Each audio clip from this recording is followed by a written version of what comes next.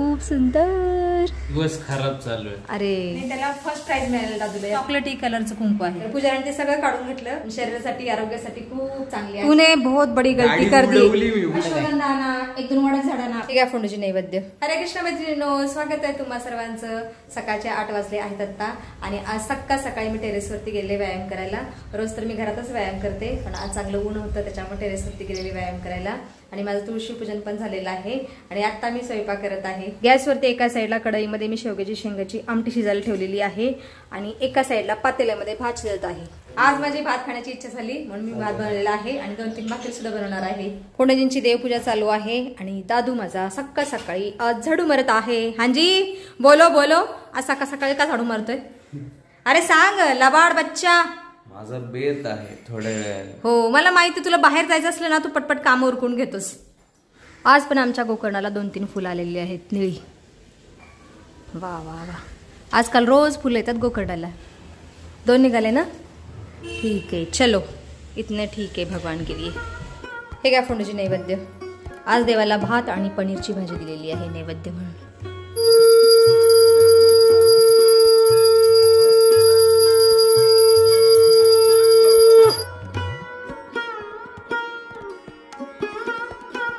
आम्ही आता जेवण करायला बसलेलो आहोत. मस्त मस्त भात, शेवग्याची आमटी, चवळीची भाजी आणि पुदिन्याची चटणी खात आहोत. आणि इकडं फोंडजी भात घ्या. फोंडजी हे घ्या भात. आणि मना साहेब हे घ्या पनीर फ्राय केलेलं आहे तुमच्यासाठी. तुम्ही पण या स्वादिष्ट भोजन करायला. फोंडजी सरक रे सरक, जास्त दाखवू नको डोले शोले. सरक, नकली सब. फोंडजी आज आणता का रोप?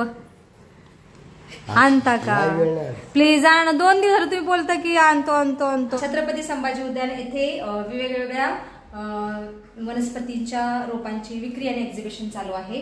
फोंडजीला म्हणलं 2-3 रोप आणा आयुर्वेदिक वनस्पती आपण लावूया. अश्वगंधा आणि कमी पैशात विक्री आहे रोपांची. अश्वगंधा आणा, 1-2 वाड्यात झाडांना आपण लावूया डोंगरावर इकडे तिकडे.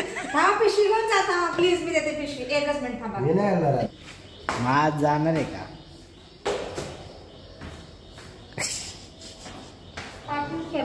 ऐसंही करते फोंडजी. त्यांना झाडं बिडं आवडत नाही त्यामुळे तशी करतात. दाद्या तू माझ्या गाडीशी काय केलं आज? हा दादूनी माझ्या गाडीशी खूप वाईट केलेलं आहे. माझी गाडी हवेत उडवल्यासारखी उडवली आज. ही गाडी मेन स्टँडवर होती. हा माझा मित्र माग बसलेला गाडीवर. हा आणि मी किक मारली. अच्छा, कारण की स्टार्टरने सुरू होत. हा बटन स्टार्ट खराब केलं तू. किक मारली, ठूप गाडीवरतीच पिलरच्या वरती, म्हणजे अर्ध्या पिलरला थटली डायरेक्ट अशी. हे बघा एवढी उंच गेलेली गाडी. गाडीच्या समोर पिलर होता म्हणून ठीक आहे. गाडीच्या समोर जर कार असली असती तर आम्हाला खूप भुर्दंड बसला असता. दादू मला आमचं 40-50,000चं नुकसान झालं असतं. अशा तर दादू नीट गाडी चालवत नाही, नीट व्यवस्थित काळजी करत नाहीत, अशी तर आहेत. आणि त्याला लागलं असतं वेगळंच. बघू दादा तुला लागले ना? दाखव पाय दाखव. दादूच्या पायाला हे लागलंय, स्टँड लागलेलं आहे. बघू मुक्का मार लागलाय ना. हे बघा खरचटले. बळा बर्फ ठेवलाय फ्रीज मध्ये. हा लाव मूर्खा, सगळं नुकसान करतोस. दुपारचे 2 वाजले आहेत आत्ता आणि आत्ता जाऊन माझी घरातली सगळी कामं संपलेली आहेत. आणि आत्ता मी खाली चाललेली आहे झाडांना पाणी घालायला. 2-3 दिवस झालं पाऊसच पडला नाही, झाडं सुकून जातील म्हणलं आता पाणी घालून यावं.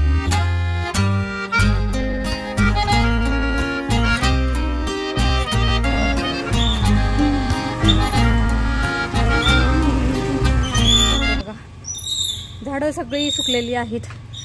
आवळ्या झाड तर लगेच सुकतं. नाही बघा बेला झाड पूर्ण सुकून गेलेलं आहे.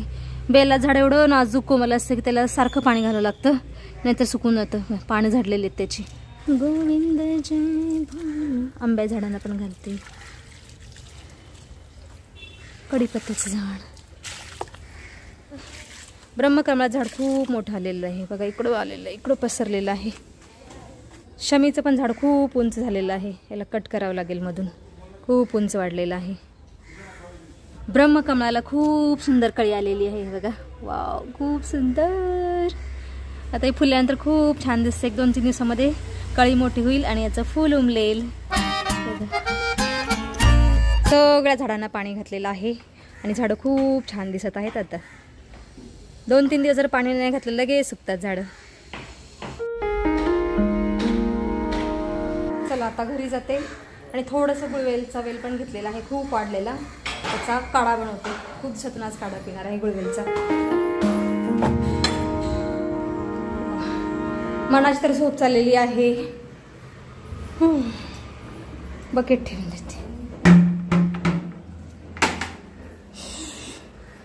दादू थारा क्या चल रहा है? पर काय खाऊन आला ते नाही सांगितलं तू. मिसळ पाव. दादूला तिखट चमचमीत मिसळ खूप आवडते. आता सायंकाळी मी गुळवेलाचा काढा बनवून पिते. गुळवेल ही कडू आहे चवीला, पण शरीरासाठी आरोग्यासाठी खूप चांगली आहे, लाभदायक आहे. मला जेव्हा वात झाली ना 2019 साली मला वात झाली, तेव्हा मी 1 वर्षभर कंटिन्यू गुळवेलाचे सारखे काढे बनवून प्यायचे. त्याच्यामुळे माझी वात नियंत्रणात राहिलेली आहे आणि इतर पथ्य पण मी भरपूर पाळलेली आहेत. त्याच्यामुळे आता वात नियंत्रणात आहेत. आता भरपूर कामं मी करते घरातली. तर आज पण पिते. आठवड्यातून एकदा तरी गुळवेलाचा काढा पिलाच पाहिजे. चला आता थोडा वेळ मी श्रीरामच्या माणसं असते आणि मला कंटिन्यू घाम येत आहे. केसातून घाम, चेहऱ्यावरती घाम, सारखा पुसते तरी घाम येतो आहे. त्यामुळे चेहरा माझा ऑइली दिसत आहे आणि बाहेरचं वातावरण खूप खराब झालेलं आहे. धड पाऊस पण पडत नाही आणि धड ऊन पण पडत नाही. त्याच्यामुळे वातावरणामध्ये ह्युमिडिटी वाढलेली आहे आणि समुद्र किनारचं वातावरण कसं असतं तसं झालेलं आहे, दमट वातावरण. फॅन चालू आहे पण कंटिन्यू घाम पण येत आहे. आता श्रीरामच्या म्हणत वाचते. श्रीरामचंद्र कृपालु भज मन, सुनत विभीषण प्रभु के बानी, नहीं आघात श्रवणामृत जानी, पद अंबुज गही बारा, हृदय समान न प्रेम अपारा. सायंकाळचे 5 वाजले आहेत आता आणि गॅसवरती एका साईडला गुळवेलचा काढा उकळायला ठेवलेला आहे मी. काढ्यामध्ये आता गुळ टाकते तरच हा काढा पिऊ वाटेल, नाही तर पिऊ वाटणार नाही. खूप कडू लागतो काढा हा. काढा चांगला उकळलेला आहे. आता गॅस बंद करते. चलो आज खूप दिवसातून गुळवेलचा काढा पिणार आहे. बापरे खूप कडू लागतो गुळवेलचा काढा, पण औषधी गुणांनी युक्त आहे. आम्ही आता मधुरेला गेलो होतो तर मीनाक्षी देवीचं दर्शन घेण्यासाठी ना आम्ही पूजेचं ताट घेतलेलं. तर त्या पूजेच्या ताटामध्ये एक आंबा, नारळ, ब्लाऊज पीस आणि हे हळदी कुंकू आणि पिवळा धागा पण होता. तर पुजाऱ्याने ते सगळं काढून घेतलं आणि धागा आणि हळदी कुंकू आम्हाला दिलं. हळदी कुंकू तर वापरता येईल पण धाग्याचं काय करायचं हे मला काही कळत नाहीये. हा धागा गळ्यात घालायचा की देवासमोर ठेवायचा हेच कळत नाही. आता साऊथ इंडियन कोणतं भेटलं तर त्यांना विचारावं लागेल की याचं काय करायचं ते. मी आता ह्या बारक्या डब्यामधलं हळदी कुंकू पाळ्यामध्ये भरून ठेवते. तर हळदीच्या खाणात ओतते आणि कुंकू बघा तिकडचं कुंकू कसलं आहे, चॉकलेटी कलरचं कुंकू आहे. हे बघा असं कुंकू आहे. तर प्रत्येक प्रदेशाची परंपरा संस्कृती थोडीशी वेगळी असते. चला हे बघा असं कुंकू आहे. हळद तर आपल्या हळदीसारखी आहे, कुंकू चॉकलेटी आहे. मी आता संध्याकाळचा स्वयंपाक करत आहे आणि संध्याकाळच्या स्वयंपाकामध्ये मी बनवत आहे दुधी भोपळ्याची भाजी आणि भाकरी आणि सकाळचा पण थोडासा भात आहे, शेवग्याच्या शेंगाची आमटी आहे, बराच स्वयंपाक आहे. आणि आज मी स्वयंपाकाला लवकर सुरुवात केलेली आहे कारण मला लागलेली आहे भूक. लवकर भूक लागली तर लवकर स्वयंपाक बनवून खाणार, लवकर झोपणार म्हणजे सकाळी लवकर उठता येतं. Early to sleep early to wake up. एक पोएम होती पोरांना केलेला आणि दादूला एक पोएम शिकवलेली मी की piggy on the railway line picking up stone down came an engine and broke stick his bone. तर दादूने तेवढी पाठ केली आणि त्याला फर्स्ट प्राइज मिळालं दादूला या पोएम मध्ये. एकदम एक्सप्रेशन देऊन वगैरे छान पोएम बोलली दादूने. दादूचं पहिलं गिफ्ट होतं ते स्कूलकडून चिवडा दिला होता चिवडा. पण आता एवढे उर्मट झालेत ना, ऐकत नाहीत. लहान असताना सगळं ऐकायचे. जे काय मी म्हणेल, मी जरी देवाची प्रार्थना बोलली तर ते माझ्या मागून बोलायचे, रिपीट करायचे. जे मी करेल ते करायचे पूजा अर्चना. पण आता नाही, ते स्वतःचं डोकं चालवतात, ते त्यांच्या मनानुसार चालतात. त्याच्यामुळे सकाळी दादूने आज गाडी धडकवली माझी. बहुत ही सिंग आले तो सिंग. शिंगाला काय म्हणतात इंग्लिश मध्ये? हॉर्न. हॉर्न आले, हॉर्न बडे बडे. माझा संध्याकाळचा स्वयंपाक झालेला आहे. इथं 4 भाकरी बनवलेल्या आहेत आणि कढईमध्ये भोपळ्याची भाजी शिजत आहे आणि म्हणा आता देवपूजा करत आहे सायंकाळची. आणि दादू माझा स्विमिंगला चाललेला आहे. आता 6:45 वाजले आहेत. हो गई तयारी बेटा? अरे क्या हो गया? पाल तुझ्यामुळे आले, तू खिडकी उघडी ठेवलेली आम्ही नसताना. ओके बेटा आओ जाओ. आता मी आणि मना सायंकाळची पूजा करून घेतो.